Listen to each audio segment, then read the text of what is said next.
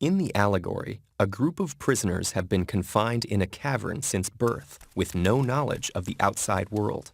They are chained facing a wall, unable to turn their heads, while a fire behind them gives off a faint light. Occasionally, people pass by the fire carrying figures of animals and other objects that cast shadows on the wall.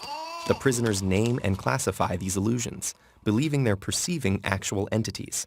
Suddenly, one prisoner is freed and brought outside for the first time. The sunlight hurts his eyes, and he finds the new environment disorienting. When told that the things around him are real, while the shadows were mere reflections, he cannot believe it.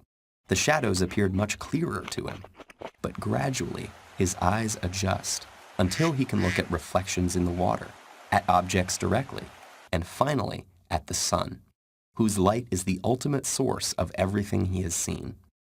The prisoner returns to the cave to share his discovery, but he is no longer used to the darkness and has a hard time seeing the shadows on the wall. The other prisoners think the journey has made him stupid and blind, and violently resist any attempts to free them. Plato introduces this passage as an analogy of what it's like to be a philosopher trying to educate the public. Most people are not just comfortable in their ignorance, but hostile to anyone who points it out. There's no shortage of interpretations of the allegory of the cave. You can look them up for yourselves if you want to see them. If we were to drop the word allegory, though, and stop looking for any hidden meaning, I think you can see from the animation I just played that it is actually a lesson in trauma-based mind control. And I want to discuss how is Plato's cave any different to what has been done to us. I mean, to me it just looks absolutely identical. A group of prisoners have been confined in a cavern since birth with no knowledge of the outside world.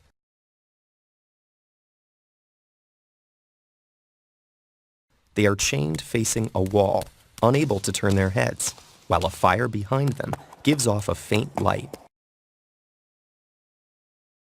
Occasionally, people pass by the fire carrying figures of animals and other objects that cast shadows on the wall. The prisoners name and classify these illusions, believing they're perceiving actual entities. Suddenly, one prisoner is freed and brought outside for the first time. The sunlight hurts his eyes, and he finds the new environment disorienting. When told that the things around him are real, while the shadows were mere reflections, he cannot believe it. The shadows appeared much clearer to him, but gradually his eyes adjust until he can look at reflections in the water, at objects directly, and finally at the sun, whose light is the ultimate source of everything he has seen. The prisoner returns to the cave to share his discovery. I mean, our eyes and experience tell us the earth is flat and motionless, and everything in the sky revolves around us. But when we cease to believe our own eyes and experience, we have to prostrate ourselves at the feet of these very pseudoscientists who are blinding us, treat them as experts, astronomical priests who have special knowledge only they can access, like the Hubble telescope. Earth being the flat, fixed center of the universe around which everything in the heavens revolves, gives a special importance and significance not only to Earth, but to us humans, the most intelligent among the intelligent designers' designs. By turning Earth into a spinning ball thrown around the sun and shot through infinite space from a godless Big Bang, they turn humanity into a random, meaningless, purposeless accident of a blind, dumb universe. So it's like trauma-based mind control, beating the divinity out of us with their mental manipulations. But he is no longer used to the darkness and has a hard time seeing the shadows on the wall. The other prisoners think the journey has made him stupid and blind, and violently resist any attempts to free them. Plato introduces this passage as an analogy of what it's like to be a philosopher trying to educate the public. Most people are not just comfortable in their ignorance, but hostile to anyone who points it out. Taking the allegory part out of the name and stop looking at it like it is an allegory, I think they actually did this. Now, it wouldn't have been, I identical to how they present it here, there would have been some greater freedom for the prisoners. They would have been stuck in a cave. Perhaps the fire would have been up higher so they couldn't actually see it, but they would have been able to move around a bit. But they would have had them in a situation where they could control all the information that they received, and they would have monitored the effects. There would have been various experiments they did on these poor souls in the cave to see what sort of reactions they would get out of them, and there would have been several of these experiments done. I absolutely do think they did something very similar to this.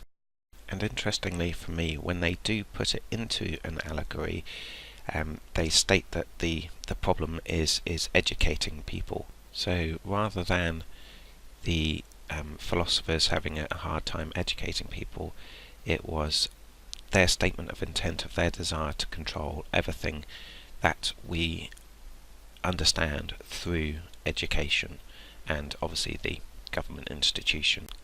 What we actually observe when we just watch a video without the sound is an exercise in trauma-based mind control. Absolutely, that's what we are observing.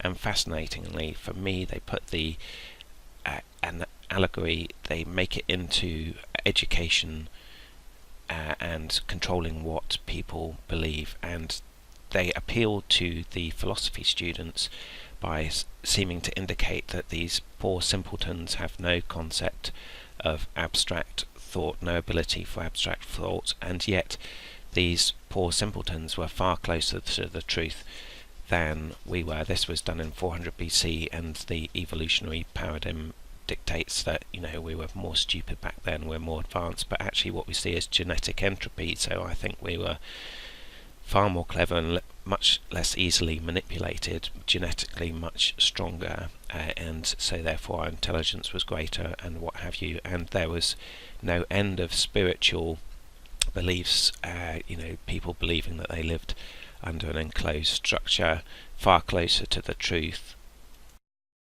So there's absolutely no need for the education system to introduce abstract ideas and what have you. So it just is a fascinating piece for me, because they show a trauma-based mind control experiment and they give the allegory of the idea that somehow we need educating. So I will end with a quote from Wikipedia as it does its explanation on it, and its synopsis of it is that, quote, "the effect of education and the lack of it on our nature," end quote. And I just find it so fascinating that they say that whilst showing an experiment in trauma-based mind control. It's just, that really, for me, just sums up what we're going through. Now this is my second version of making this. I was just ranting in the first one, and I've just been feeling a bit frustrated recently with just a bit angry about the way that we've been manipulated. But this really sums it up quite nicely, and there's some other stuff that I want to cover here as well, so I'll get into that. Just think about that, the allegory. I find it interesting. Obviously we don't know when it was really written, but it just seems so much like a statement of intent to me, and I can well imagine that they did this on some poor souls. Okay, just a quick update on the F.O.I.A. request on STS 451D and 32. They've lost the 4.1 already, which is fine. I'll re-ask for that. And probably combine it with 5 as well. And so I'm waiting on 51D and 32. The way that I'd worded it meant that they'd just done the film part of it, and they hadn't done the video downlink video, which I'm not so interested in the video downlink video, because it's just going to be mostly a highlighted, edited thing, but I might actually find some errors in there. So, but what I want to have is to have them on the record for absolutely all the footage that they have for each of the missions that I asked for. So I now have the wording right for that, and I will do that when I get the footage back. I will do, in case anyone wants to put in their own requests. I'll show you how to do the wording so that it's easily understood. So what I had to do was ask them to add the video downlink video to it. The lady who's dealing with my request accepted that it was just a misunderstanding and that they would add that to it. So they'd actually had that video footage ready of just the film footage. And I was really tempted to go for it, and because I'm just a bit worried that they'll say, oh well, you know, it got lost because you had that additional request and all that kind of stuff. But we can always start again. You've got to be in this for the long term. So, but that's what I've done. I've asked for all of the footage, and hopefully I'll be hearing back from them shortly. And then I'm going to analyse that footage and then submit a request for, I think, for 4 and 5, and probably I'll, on a separate request, ask for one from Mia, although I suspect they'll say there's some problems with Russian ownership of stuff recorded on the on Mia. But we'll see, and also another later one. So that's yeah, really looking forward to getting that back.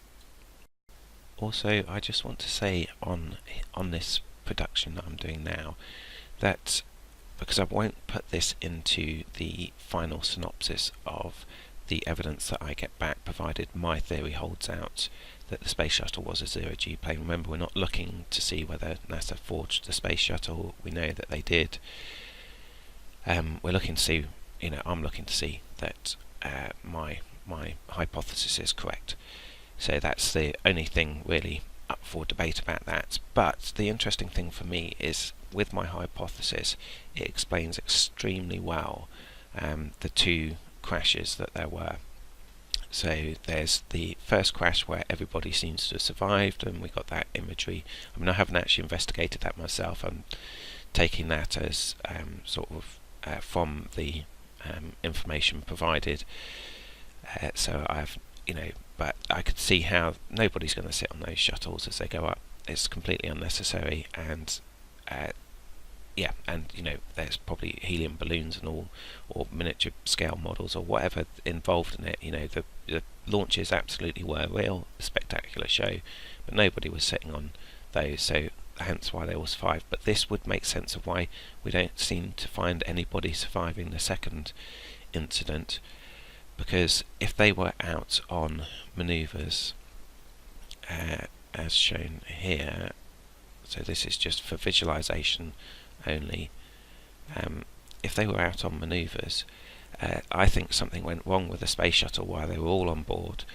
Perhaps something failed, they weren't able to pull out of the dive, and they crashed into the ground. And part of the reason is, I don't want to put that in the final report, it's just a horrible thought, you know, and you know, I want to focus on the evidence. It's obviously somewhat more speculative for me to be saying that kind of stuff.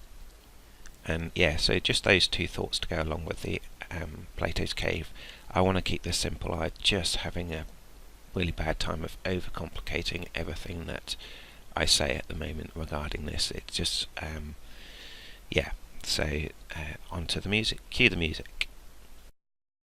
Hey, yo, let me on time, showing you the rhythm as I get record, get raw. Yeah, I need the man coming on, coming raw. It's supposed to ride, make you much more. So, yo, one more time I come. Knucklehead flow that make you act real dumb.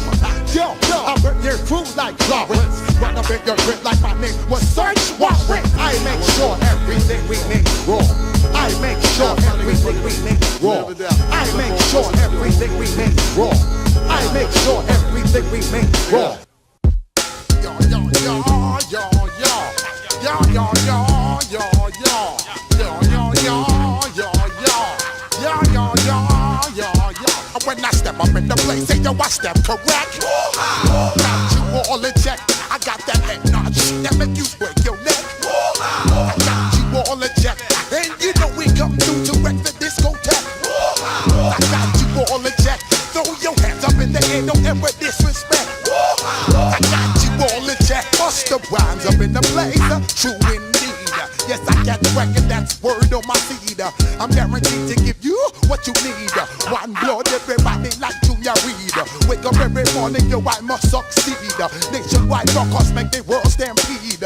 Yo, Willie, make we roll some good. Man, charge now I must proceed. Yo, we about to make moves. What kind of fun do you have? Set speed, beast to baby like Q-tip, Ali Shaheed. Watch me knock you out like Apollo Creed. Body blows, busting your shit, making you bleed. Just feed more dynamic flows and take heed.